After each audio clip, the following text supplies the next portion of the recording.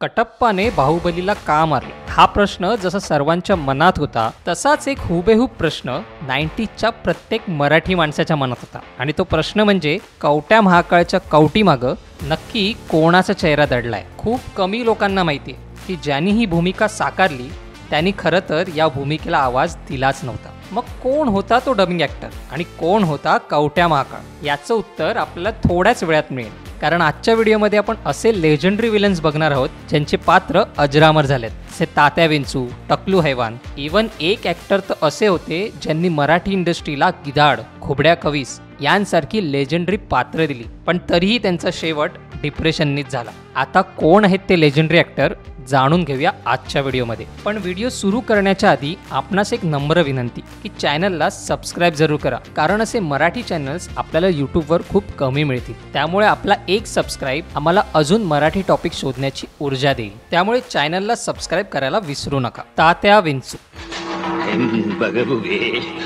भगनी बागोदरी भगमासे येऊनी हो.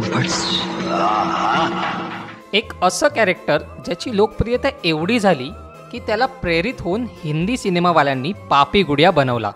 तू मालिक मैं तेरा गुलाम, ताम ताम धीम ताम, अपनी आत्मा तेरे नाम, ताम ताम धीम ताम. खरं तर तात्या विंचू हे कॅरेक्टर अमेरिकन चित्रपट चाइल्ड प्ले मधला खलनायक चकीवरून प्रेरित आहे. चकीचं कॅरेक्टर पाहिल्यानंतर महेश कोठारेंनी ठरवलं की आपण असं काहीतरी मराठी इंडस्ट्रीत करायचं, आणि याच संकल्पनेतून त्यांना भेटले त्यांचे मित्र रामदास पाध्ये. पाध्येंची कठपुतलीची कौशलता पाहून सगळेच आजही प्रेरित होतात. वेळ घेताय थोडक्यात सांगून लवकर काय ते थोडक्यात सांगा.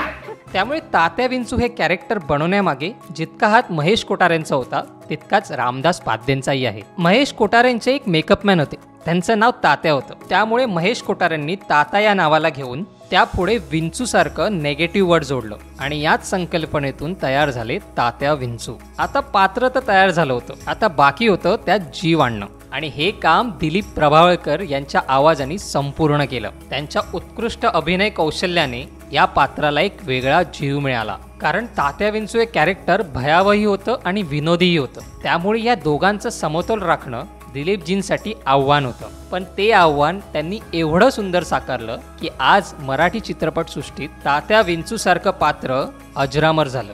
या पात्राच्या लोकप्रियतेमुळे झपाटलेल्या 2 आणि आगामी झपाटलेल्या 3 सारख्या सिक्वलची निर्मिती झाली आहे. खरं तर दिलीपजींचं हे एकच कॅरेक्टर नाही तर अजून एक कॅरेक्टर खूप लोकप्रिय आहे, आणि त्या कॅरेक्टरचं नाव आहे इनामदार भुसनळे.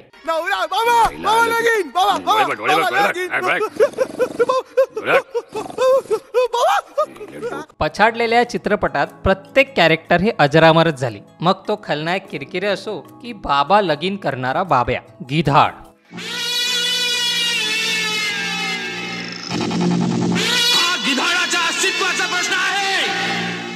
गिधाडचा हा इंट्रो ऐकल्यावर सर्व लहान मुलांच्या अंगावर शिरशिरी यायची. ही भूमिका साकारणारे कलाकार होते बिपिन वर्ती. हे तेच उत्कृष्ट कलाकार आहेत ज्यांनी धडाकेबाजमधील दिवट्या आणि झपाटलेलामध्ये खुबड्या खवीतचं पात्र साकारलं. एवढंच नाही तर हे ॲक्टर सोबत डिरेक्टर सुद्धा आहे. एक गाडी बाकी अनाडी, चंगू मंगू, डॉक्टर यांसारख्या मूवीचं निर्माण यांनीच केलंय. इवन हिंदी सिनेमा गोलमाल रिटर्न हा सिनेमा यांच्याच फेकाफेकी या मूवीवरून रिमेक झालाय. अर्जंट मिस्टर अँथनी गोन्साल्विस, ताबडतोब मला येऊन भेटा. माझ्या नवऱ्याला कळता कामा नये. तुम्हारे जीजू के बताए हुए एड्रेस पे मैंने एंथनी गोन्साल्विस को लेटर भेजा है. पण एवढे टॅलेंटेड आर्टिस्ट असून सुद्धा त्यांना इंडस्ट्री सोडावी लागली. खरं तर सचिन पिळगावकर हे बिपिन वर्तीचे आत्तेभाऊ होते. इवन बिपिन वर्ती जे डिरेक्शन शिकले ते सुद्धा सचिन पिळगावकर कडूनच. डिरेक्शन झाल्यावर त्यांनी स्वतःच एक प्रोडक्शन हाऊस सुरू केलं आणि पहिला चित्रपट स्वतः दिग्दर्शित केला. आता कला होती, अभिनय होता, अनुभवी होता, पण बिझनेसचं गणित त्यांना जमलं नाही. काही जण म्हणतात की सचिन पिळगावकर आणि त्यांचे वैयक्तिक संबंध ताणले गेले आणि त्यानंतर बिपिन वर्ती मागे पडले. मग निर्मिती सोडून ते अभिनयाकडे वळले. या दरम्यानच त्यांनी मोठ्या मोठ्या खलनायकांची पात्र साकारली. पण एवढं होऊन सुद्धा त्यांना प्रसिद्धी मिळालीच नाही. मग त्यांचं लग्न झालं, मुलगा झाला आणि तोही स्पेशल चाइल्ड जाईल ठरला आणि या डिप्रेशनमध्ये त्यांना दारूचं व्यसन लागलं. काही सोर्सेसनुसार हे पण सांगण्यात आलं की त्यानंतर सचिन पिळगावकर त्यांच्याकडे गेले होते, त्यांना तू तू मैमे सारखी मोठी सिरियल सुद्धा ऑफर केली, पण त्यांनी ते करण्यात नापसंती दाखवली आणि त्यांचा शेवट एक दिवस हार्ट अटॅकने झाला. आता ते आपल्यात नसले तरी त्यांचे पात्र खरंच अजरामर आहेत. कवट्या महाकाळ.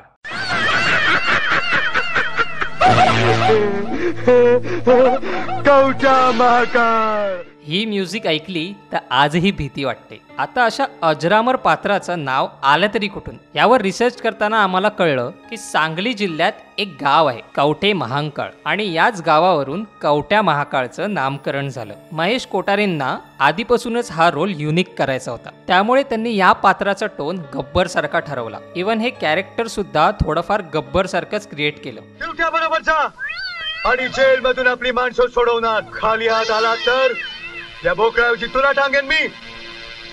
त्यावेळी त्यांना कळलं होतं की हा रोल अजरामर आहे, पण प्रॉब्लेम होता तोंडावरची कवठी, कारण जो कोणी हा रोल करणार होता त्याचा चेहरा कधी दिसणार नव्हता. त्यामुळे बऱ्याच जणांनी या पात्राला नाकारलं, ज्यात सर्वात पहिलं नाव होतं दादा कोंडकेंचं. दादांना ही फिल्म तर फार आवडली, पण चेहरा दिसणार नाही या एका प्रॉब्लेममुळे त्यांनी तो रोल नाकारला. मग ही जबाबदारी आली बिपिन वर्ती यांच्यावर, पण बिझी स्केड्यूलमुळे त्यांनीही हा रोल नाकारला. आता महेश कोठारे या पात्रासाठी वणवण भटकले. अखेर एक दिवस एका मिल खाली त्यांना त्यांचा गुजराती मित्र भेटला. तो सुद्धा कामाच्या शोधातच होता. Very good friend. त्यावेळेला नेमका त्याच्याकडे विचारकडे काम तुम्हाला नागपुरीच्या खाली भेटला होता. आता कलाकार तर मिळाला होता, पण तरीही एक प्रॉब्लेम होता, कारण हे डायलॉग होते मराठीतून आणि कलाकार होता गुजराती. त्यामुळे चंद्रकांत पांड्या यांनीही फक्त भूमिका साकारली आणि या भूमिकेला आवाज दिला बिपिन वर्तींनी. आता हे दोन्ही कलाकार आपल्यात नाही, पण कवट्या महाकाळ ऐकलं की आज पण अंगावर काटा येतो. टकलू हैवान एक असा खलनायक जो नसता तर आज कुठलाच खलनायक तयार झाला नसता. टकलू हैवानाला पकडणारा पोलीस मधून पैदा व्हायचाय काय? धूमधडाका दे दनादन या मूवीच्या सक्सेस नंतर महेश कोठारेंनी ठरवलं की आता येणाऱ्या मूवीमधला विलन सर्वात युनिक असला पाहिजे आणि याच संकल्पनेतून तयार झालं टकलू हैवानचं पात्र. प्रथम सुरुवात झाली कॅरेक्टर शोधण्याची. उंच, धिप्पाड आणि सर्वांना घाबरवणारा टकलू हैवान असं युनिक पात्र लिहिल्यावर महेशजींना राहुल सोलापूरकरांची आठवण आली आणि त्यांनी स्क्रिप्ट ऐकताच या मूवीला होकार दिला आणि हे पात्र एवढं सक्सेस झालं की यानंतर महेशजींनी ठरवलं की येणाऱ्या प्रत्येक फिल्ममध्ये ते खलनायकांच्या पात्रांवर अशीच मेहनत करतील. त्यामुळे टकलू हैवान नसता तर कवट्या महाकाळ, तात्या विंचू, खुबड्या खवीस यांसारखे पात्र तयार झालेच नसते. आणि हो, टकलू हैवानचा विशेष म्हणजे राहुल सोलापूरकर यांनी एका मुलाखतीत सांगितलं की टकलू हैवानचा जो युनिक डायलॉग होता तो त्यांनी स्वतःच क्रिएट केला होता.